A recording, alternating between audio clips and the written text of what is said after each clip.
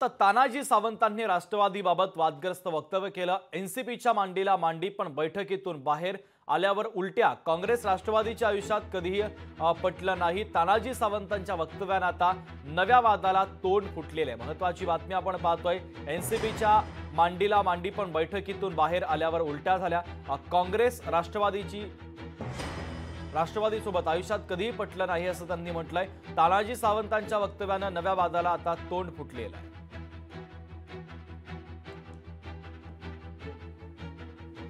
मासाचा शिवसैनिक कधीही आयुष्यात काँग्रेस आणि राष्ट्रवादीचं माझं जमलेलं नाही। शिकत असल्यापासून आतापर्यंत ती वास्तव डायग्रेशन होत नाही। जसं ॲलर्जी म्हणतोय, गुढी खाली उलट्यावाला चालू होतात, ती अवस्था आहे। कारण ते विचार परिपूर्ण भिडलेले आहेत अंगामध्ये, त्याच्यामुळे ते शक्य आहे। आज जरी आम्ही कॅबिनेटला मांडीला बसलो असलो तरी सुद्धा बाहेर आल्यानंतर उलट्या होतात। ही वस्तुस्थिती सर्व होत नाही। ते आता वयाच्या 7व्या वर्षी म्हणून बदलू शकत नाही। जे काय 15-20 वर्षाचं पोरग आहे, आता तू असं कर, बापानं थोडा जम दिला की नीट झाला, होत नाही ते लक्षात। त्याच्यामुळं आम्ही तत्वाशी बांधलेला आहोत।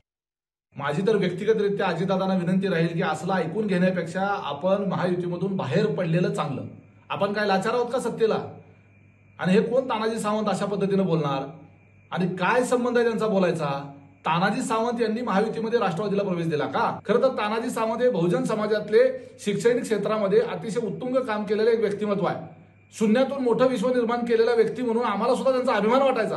परंतु त्यांची ही अशी वक्तव्य ऐकल्यानंतर आम्हाला सुद्धा त्यांची लाज वाटते। ही काय बोलण्याची भाषा झाली? या पद्धतीनं जर तानाजी सावंत किंवा अजून कुणीही बोलणार असेल तर राष्ट्रवादी काँग्रेस पार्टी ऐकून घ्यायला मोकळी नाही। माझी तर व्यक्तिगतरित्या अजितदादांना विनंती राहील। लोकशाही मराठी ऐका, पहा, जागरूक रहा।